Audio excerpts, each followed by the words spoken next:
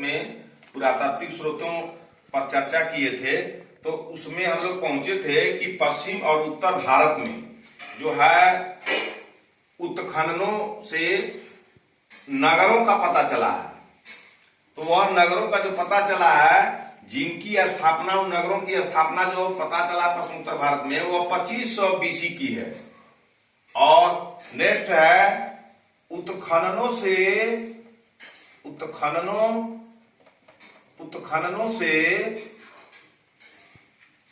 हमें गंगा की घाटी में, उत्खननों से हमें गंगा की घाटी में, उत्खननों से हमें गंगा की घाटी में विकसित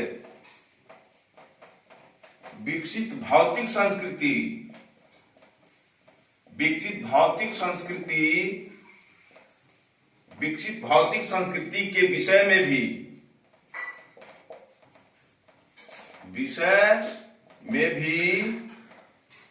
जानकारी मिलती है। उत्खनन जब काम शुरू हुआ पुरातात्विक आर्कियोलॉजिकल सिस्टम से, तो उत्खनन हुआ तो पश्चिम और उत्तर भारत में 2500 बीसी तक के खनन की बात हुई कि 2500 बीसी में ही खनन हुआ पश्चिम उत्तर भारत में, तो उसमें वो उसका काल था 2500 बीसी। उसके बाद उत्खनन से हमें गंगा की घाटी में विकसित भौतिक संस्कृति के विषय में भी जानकारी मिलती है।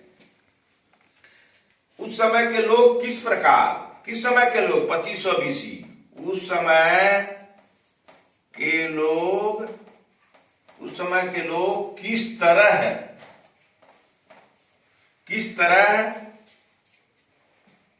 बस्तियों में रहते थे,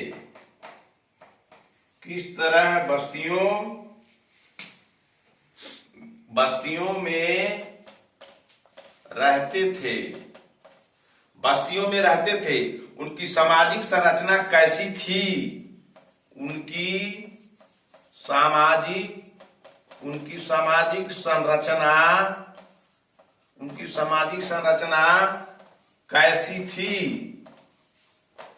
सामाजिक संरचना कैसी थी, वे किस प्रकार के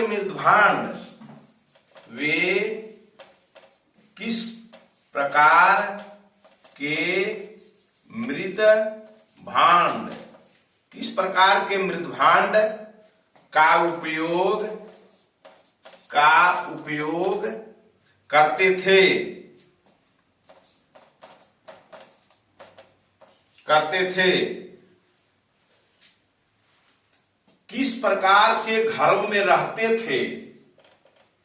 किस प्रकार के घरों में रहते थे, भोजन में किन प्रकार के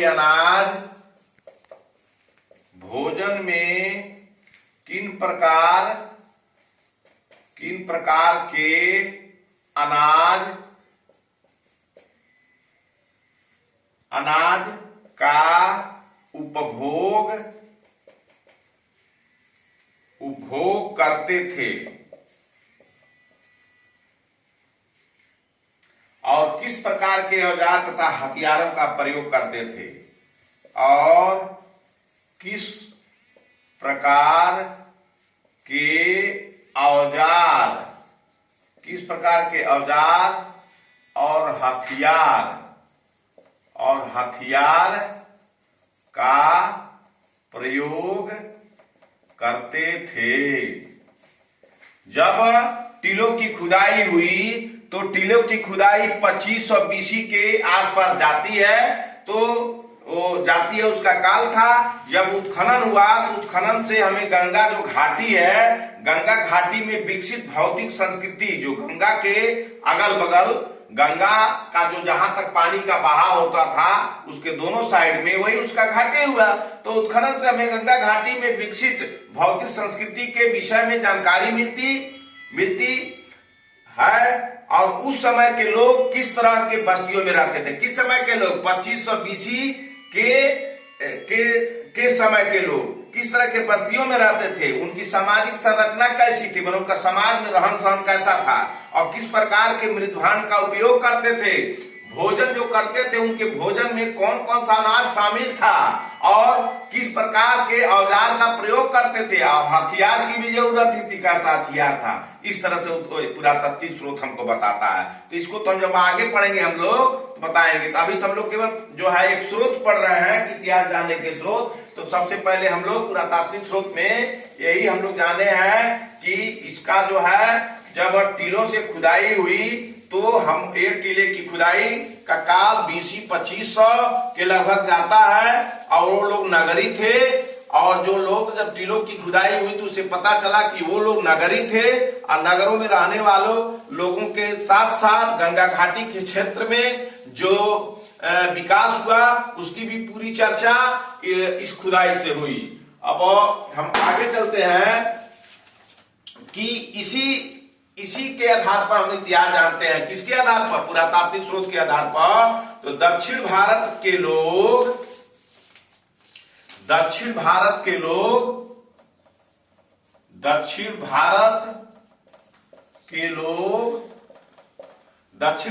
लोग मृत व्यक्ति के शव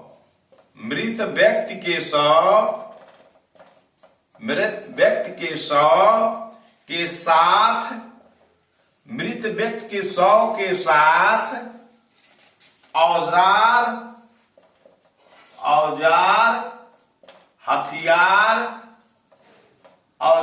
हथियार, मिट्टी के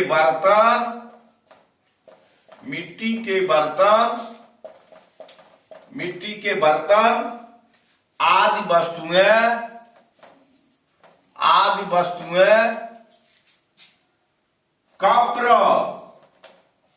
कब्र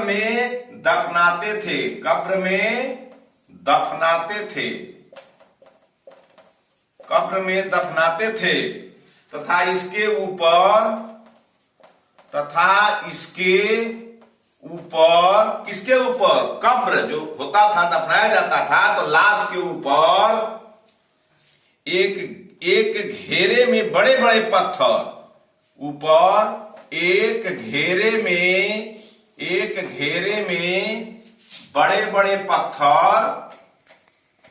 बड़े बड़े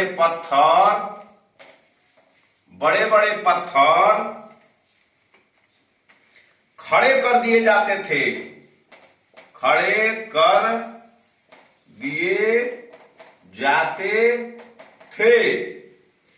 ऐसे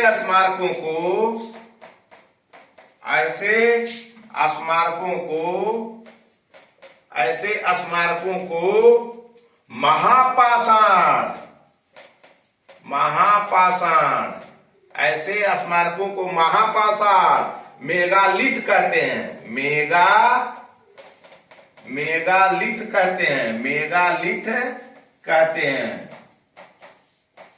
मेगालिथ कहते हैं।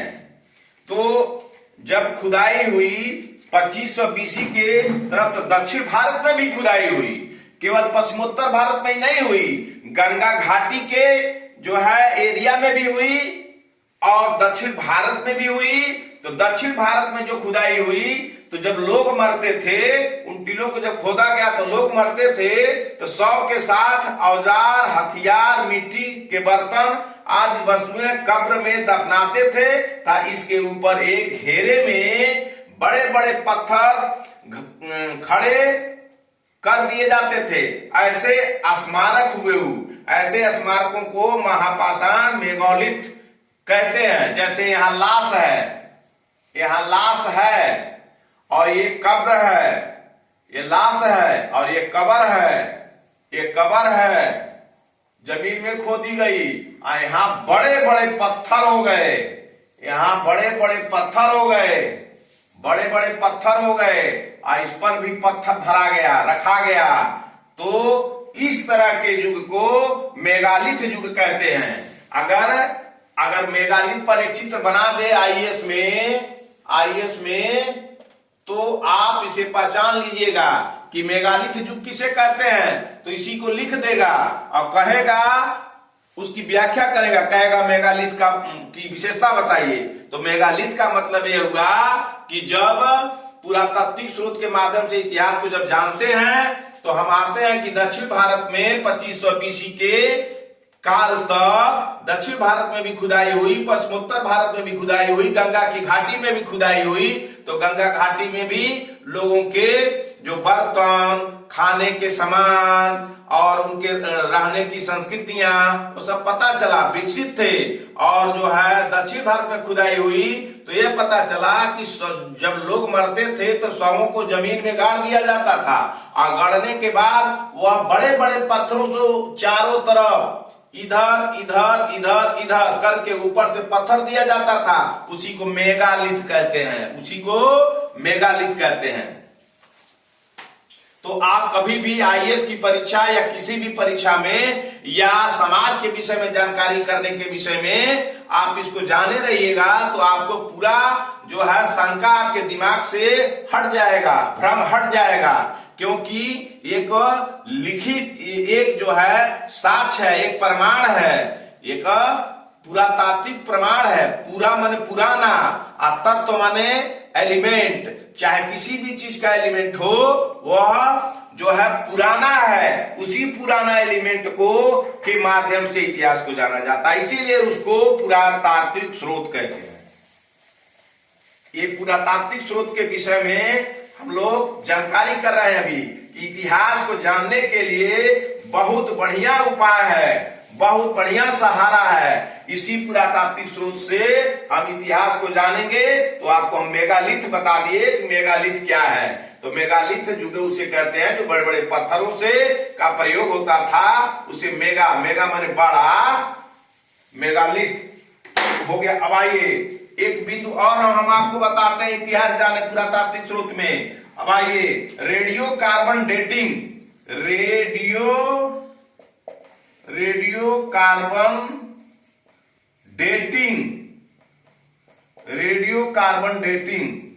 रेडियो कार्बन डेटिंग एक ऐसी विधि है, एक ऐसी विधि है, एक ऐसी विधि है, रेडियो कार्बन एक ऐसी विधि है डेटिंग, रेडियो कार्बन डेटिंग एक ऐसी विधि है जिसके द्वारा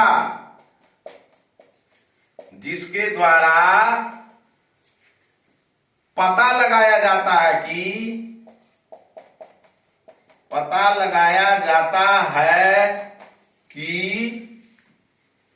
कोई वस्तु किस कारण से, कोई वस्तु किस कारण से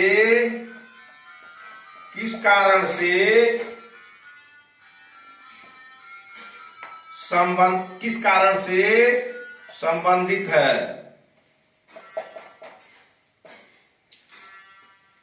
किस कारण से संबंधित है। रेडियो कार्बन का रेडियो कार्बन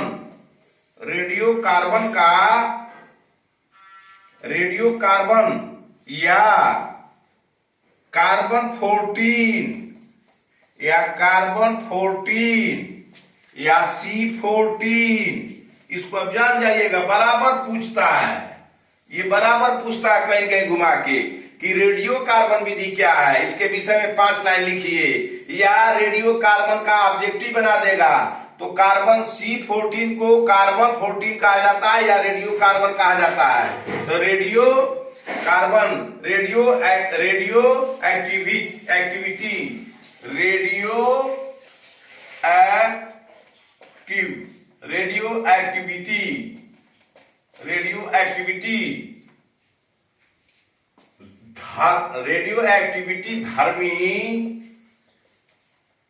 एक्टिविटी धर्मी का, ये रेडियो एक्टिविटी धर्मी का समस्थानिक, ये विज्ञान की शब्दावली है, समस्थानिक आइसोटोप है। साइंस से पढ़ाएंगे आपको हम। आइसोटोप है, आइसोटोप पूछता है कि रेडियो एक्टिविटी किसका आइसोटोप है, तो रेडियो एक्टिविटी धर्मी का समस्थानिक आइसोटोप इसे अंग्रेजी में कहा जाता है, समस्थानिक है। रेडियो एक्टिविटी धर्मी का समस्थानिक है जो सभी सजीव वस्तुओं में विद्यमान रहता है, जो सभी सजीव वस्तुओं में विद्यमान रहता है। यानी कहने का मतलब जितना जीवधारी वस्तु, जितना जीव है उसमें रेडियो C14 रहता है। हमारे में भी है, पूरे दुनिया के लोगों में भी है।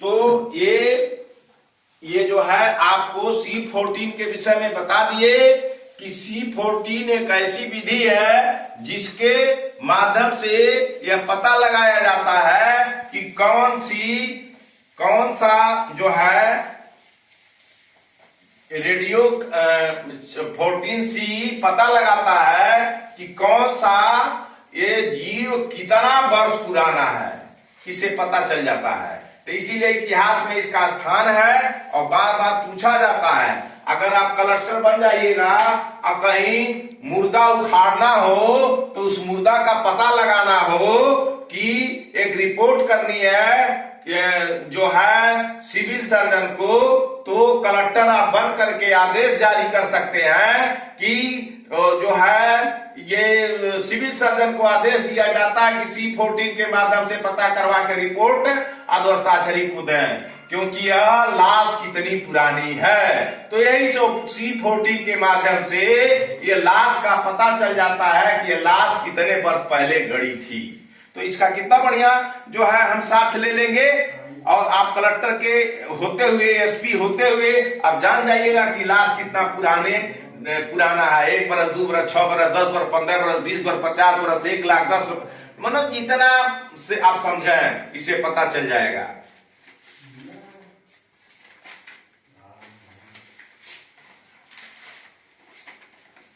रेडियो कार्बन डेटिंग विधि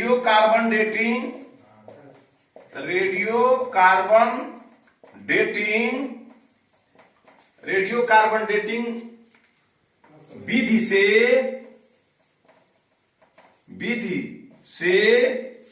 पता चला है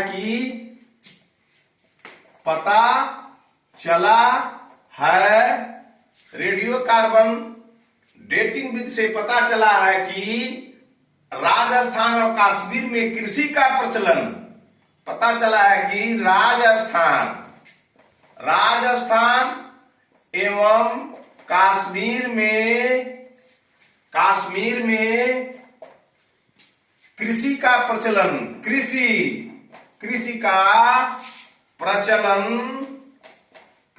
प्रचलन लगभग 7000 से 6000 BC में भी था।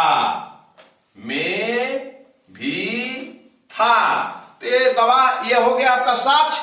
तो पुरातात्विक के ही माध्यम से पता चला कि राजस्थान और कश्मीर में जो कृषि कब से शुरू हुई, तो वही 7000 से लेके 6000 BC के से ही कृषि का शुरुआत हुआ।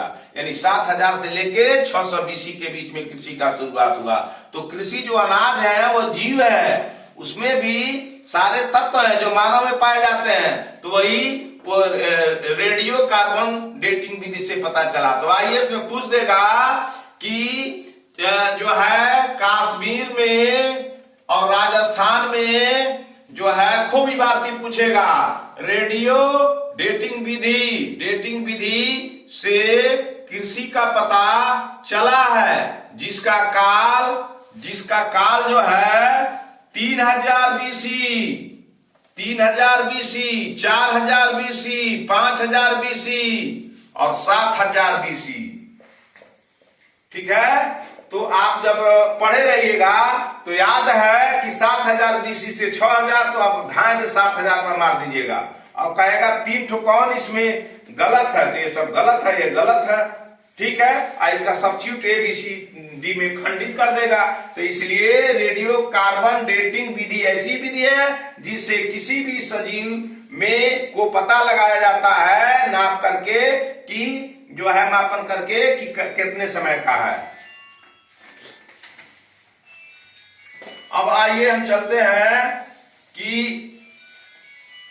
आपका नेक्स्ट बिंदु पर कि पुरातात्विक स्रोतों में पौधों के अवशेषों का परीक्षण कर पौधों के अवशेषों का परीक्षण कर पौधों के अवशेषों का परीक्षण कर विशेषतः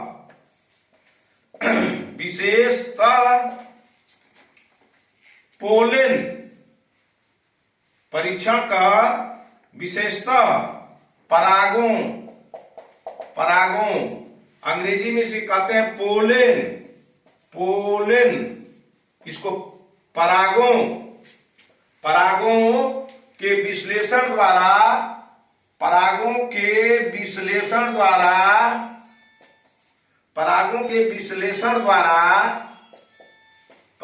विश्लेषण द्वारा जलवायु और वस्तु का इतिहास जाना जाता है। जलवायु और वनस्पति का इतिहास जाना जाता है। तो पौधों के अवशेषों का परीक्षण कर विशेषतः पराग पोलन के विश्लेषण किया जाता है। पराग एक जगह से दूसरे जगह, दूसरे फूल पर, दूसरे कली से दूसरे कली पर जो उड़ करके पड़ते हैं, संबंध करते हैं, परागण तो कण होते हैं। विशेषण द्वारा जलवायु विश्लेषण द्वारा जलवायु और वनस्पति का इतिहास जाना जाता है। अब नेक्स्ट हम चलते हैं, ये 14C का कमाल है, C14 का कमाल है, कार्बन डेटिंग पद्धति का कमाल है। तो ये कार्बन डेटिंग पद्धति इतिहास में पुरातात्विक चीजों को जानने में बहुत मदद करती है। पशुओं की हड्डियों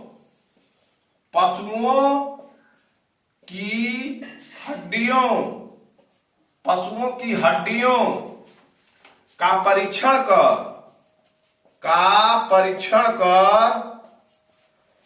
कर उनकी आय, पशुओं की जो हड्डी होती है तो परीक्षण कर उनकी आय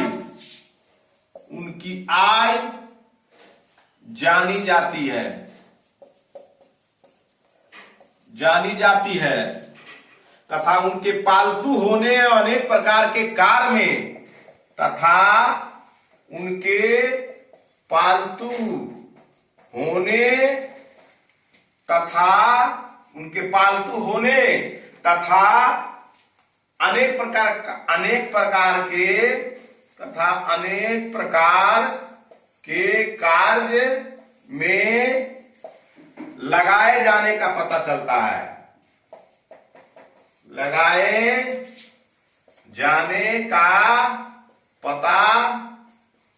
है। इसलिए आपको पढ़ने से फायदा है इतिहास कि आप कलेक्टर हो जाइएगा, कहीं झगड़ा विवाद हो जाएगा तो वहां झगड़ा विवाद को सल्टाने के लिए आप कह सकते हैं कि अगर दो कौम लड़ते हैं कि हड्डी मेरे धर्म की है, ये हड्डी मेरे धर्म की है, तो वहां कहिएगा, या कोई कहता है कि हड्डी तो आज की नहीं है, बहुत पुरानी है, और इसी पर बवाल हो गया, तो कलेक्टर होने के नाते या पुरातात्विक जो है पुरातत्व सर्वेक्षण विभाग को चिट्ठी लिख के उसको खुजवा सकते हैं कि हड्डी कितने वर्ष की है, किस चीज की हड्डी है, कितने वर्ष की है, वहां विवाद आपका समाप्त हो जाएगा। यही है पढ़ने का महत्व। कलेक्टर के सिलेबस में इसीलिए दिया गया कि इसको अब जानिए। तो ये हो गया। अब हम चलते हैं, ये हो गया अब हम कल जो है शेष चीजों पर चर्चा करेंगे।